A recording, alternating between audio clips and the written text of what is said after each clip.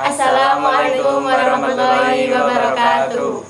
Kami dari kelompok 3 akan menjelaskan tentang teori-teori etika yang beranggotakan Saya Ratna Ayumurti. saya Riki Ariti Amin. Saya Ridwan Adi Rifai. Langsung saja materi pertama akan disampaikan teman saya, Ratna.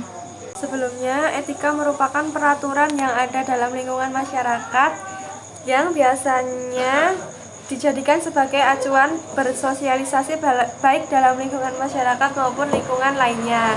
Etika terbagi dua prinsip, yaitu etika absolut dan etika relatif.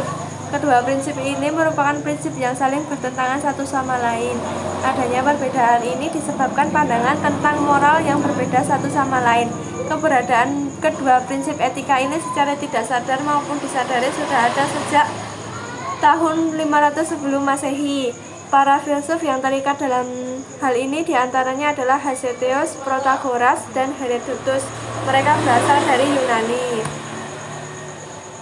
Selanjutnya, yang pertama, etika absolut. Etika absolut atau absolutisme ini yang artinya mutlak, merupakan paham yang percaya bahwa segala sesuatu yang ada itu memiliki sifat mutlak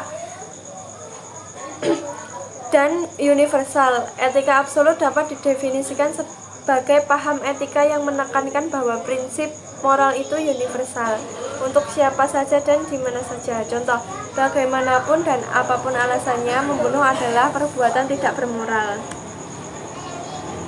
Yang selanjutnya, etika relatif. Relatif itu sendiri berarti paham yang percaya bahwa segala sesuatu itu bersifat mutlak, baik dari pengetahuan maupun prinsip. Etika relatif adalah prinsip atau nilai moral yang ada dalam masyarakat yang berbeda dan untuk situasi yang berbeda pula. Salah satu tokoh yang mendukung paham ini adalah Joseph Fletcher. Ia menolak adanya norma-norma moral umum karena kewajiban moral umum selalu bergantung pada situasi konkret, dan situasi konkret ini dalam kesehariannya tidak pernah sama. Contoh, membunuh itu bisa saja benar, bisa juga salah, tergantung apa tujuan orang melakukan pembunuhan itu. Sebagai contoh, orang melakukan pembunuhan karena untuk melindungi dirinya sendiri, dan itu bisa dibenarkan. Terus selanjutnya, perkembangan perilaku moral. Konsep dari perilaku moral yaitu satu, perilaku moral atau moral behavior mengikuti kode moral kelompok masyarakat tertentu. Moral di sini adat, kebiasaan atau tradisi. Yang kedua, perilaku tidak bermoral atau immoral behavior. Berarti perilaku yang gagal mematuhi harapan kelompok sosial tersebut. Yang ketiga, perilaku di luar kesadaran moral atau immoral behavior. Perilaku yang menyimpang dari harapan kelompok sosial yang lebih disebabkan ketidakmampuan yang bersangkutan dalam memahami harapan kelompok sosial. Yang keempat, perkembangan moral atau moral development berhubungan dengan tahap-tahap perkembangan intelektual seorang. Diasumsikan jika kemampuan pemahaman seseorang anak meningkat, maka tahap perkembangan moral anak tersebut juga meningkat. Menurut Kohlberg, mengemukakan bahwa teori ini dibagi menjadi 3 tahap perkembangan moral yang dihubungkan dengan pertumbuhan usia. 3 tahap tersebut dibagi lagi menjadi 2 subtahap. Tingkat pertama, prekonvensional, usia di bawah 10 tahun. Sublevel 1, orientasi pada hukuman. 2, orientasi pada hadiah. Ciri menonjol: 1, mematuhi peraturan untuk menghindari hukuman dan menyesuaikan diri untuk memperoleh hadiah atau pujian. Yang tingkat 2, konvensional atau usia 10-13 tahun. Sublevel 1, orientasi anak baik. 2, orientasi otoritas. Ciri menonjol: 1, menyesuaikan diri untuk menghindari celaan orang lain dan mematuhi hukuman dan peraturan untuk menghindari kecaman dari otoritas dan perasaan bersalah. Tingkat 3, postkonvensional, usia di atas 13 tahun. Sublevel orientasi kontrak sosial dan orientasi prinsip etika. Ciri menonjol: Tindakan atas dasar disepakati bersama masyarakat demi kehormatan diri, dan tindakan atas dasar prinsip etika yang diyakini untuk menghindari hukuman. Materi selanjutnya akan disampaikan oleh teman saya, Ridwan. Teori selanjutnya adalah beberapa teori etika. Pertama, egoisme. Kedua, utilitarianisme. Ketiga, deontologi. Keempat, teori hak. Kelima, teori keutamaan. Keenam, teori etika teonom. Pertama, egoisme. Rachels 2004 memperkenalkan dua konsep yang berhubungan dengan egoisme, yaitu egoisme psikologis dan egoisme etis.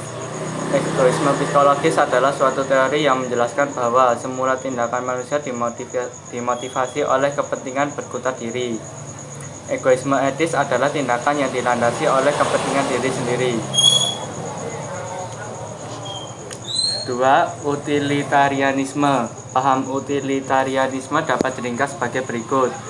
Pertama, tindakan harus dinilai benar atau salah hanya dari konsekuensinya, akibat, tujuan, atau hasilnya. Kedua, dalam mengukur akibat dari suatu tindakan, satu-satunya parameter yang penting adalah jumlah kebahagiaan atau jumlah ketidakbahagiaan. Ketiga, kesejahteraan setiap orang sama pentingnya. Teori ketiga, deontologi. Paham deontologi mengatakan bahwa etis tidaknya suatu tindakan tidak ada kaitannya sama sekali dengan tujuan, konsekuensi, atau akibat dari tindakan tersebut. Teori keempat adalah teori hak. Dalam pemikiran moral dewasa ini, barangkali teori hak ini adalah pendekatan yang paling banyak dipakai untuk mengevaluasi baik buruknya suatu perbuatan atau perilaku. Kelima adalah teori keutamaan. Teori keutamaan atau virtue yang memantau sikap atau akhlak seseorang. Dalam etika dewasa ini terdapat minat khusus untuk teori keutamaan sebagai reaksi atas teori-teori etika sebelumnya yang terlalu berat sebelah dalam mengukur perbuatan dengan prinsip atau norma.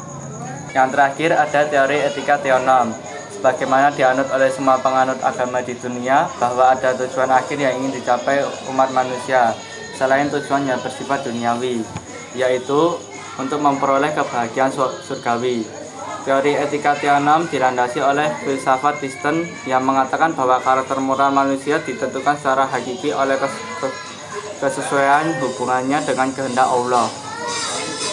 Materi selanjutnya adalah etika abad ke-20. Pada abad ke-20 ini, salah satu etika yang berperan penting adalah etika bisnis. Pada perkembangan terakhir dalam etika bisnis dan operasi adalah etika bisnis mencapai status ilmiah dan akademis dengan identitas sendiri. Pertama kali hal ini muncul di Amerika Serikat pada tahun 1970-an. Pemahaman dan perkembangan etika bisnis bisnis discourse dibedakan dengan 5 periode, yaitu situasi dahulu pada masa ini, masalah moral di sekitar ekonomi dan bisnis disorot dari sudut pandang teologi, masa peralihan pada tahun 1960-an. Pada saat ini terjadi perkembangan baru yang dapat disebut dengan persiapan langsung munculnya etika bisnis. Etika bisnis saya di Amerika Serikat pada tahun 1970-an.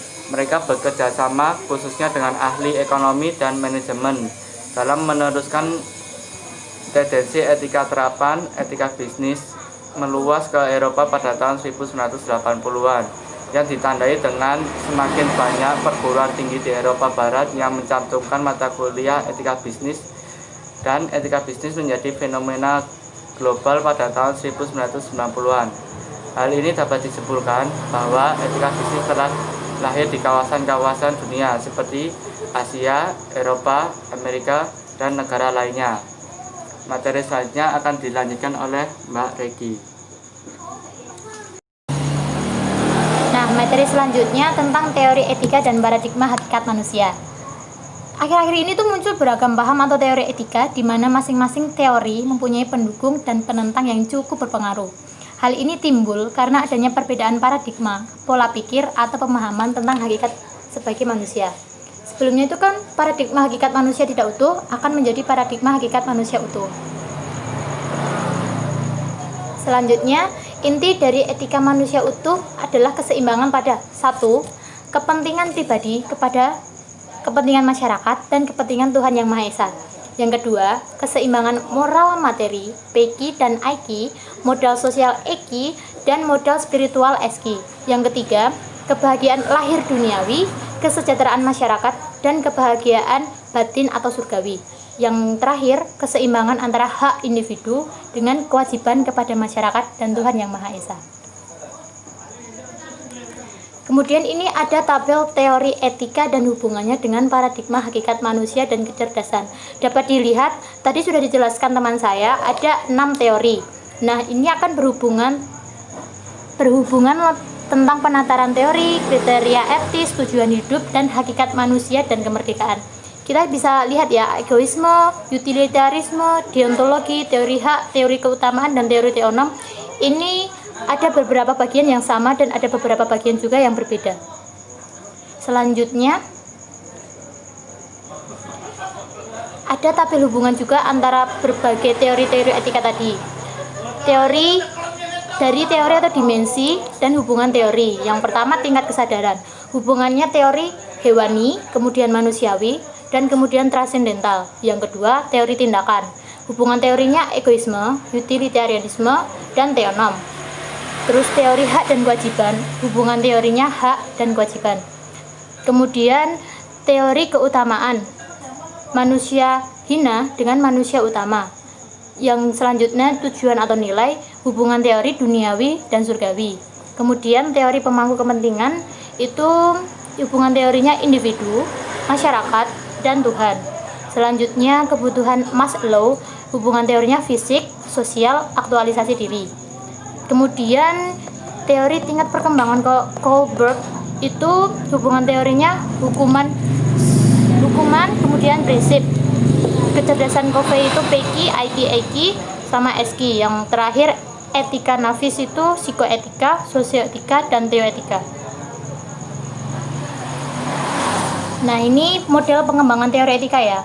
Acuan teori moral etika, kemudian ada acuan nilai tujuan hidup, lanjut ke tindakan, kebiasaan, lalu karakter, realisasi nilai hidup, lalu kembali lagi, acuan teori moral etika, dan acuan nilai tujuan hidup. Nah, apa sih tantangan ke depan etika sebagai ilmu? Di sini ilmu etika ke depan hendaknya didasarkan atas paradigma manusia utuh. Apa sih paradigma manusia utuh itu? Yaitu suatu pola pikir yang mengutamakan integrasi dan keseimbangan pada satu, pertumbuhan Peki, Aiki, Eki, dan Eski. Kedua, kepentingan individu, kepentingan masyarakat, dan kepentingan Tuhan. Dan yang terakhir, keseimbangan tujuan lahiriah duniawi dengan tujuan rohaniah spiritual. Selanjutnya, hakikat manusia utuh. Satu, keseimbangan antara teori hak dan kewajiban teori deontologi. Yang kedua, keseimbangan tujuan duniawi, teori teologi, dan rohani, teori teonom. Yang ketiga, keseimbangan antara kepentingan individu, yaitu teori egoisme, dan kepentingan masyarakat, teori utilitarianisme. Yang keempat, gabungan ketiga butir di atas akan menentukan karakter seseorang, yaitu teori keutamaan. Dan yang kelima, hidup suatu proses evolusi kesadaran. Sekian presentasi dari kelompok kami. Bila ada kekurangan dalam penyampaian materi, kami mohon maaf sebesar-besarnya. Wassalamualaikum warahmatullahi wabarakatuh.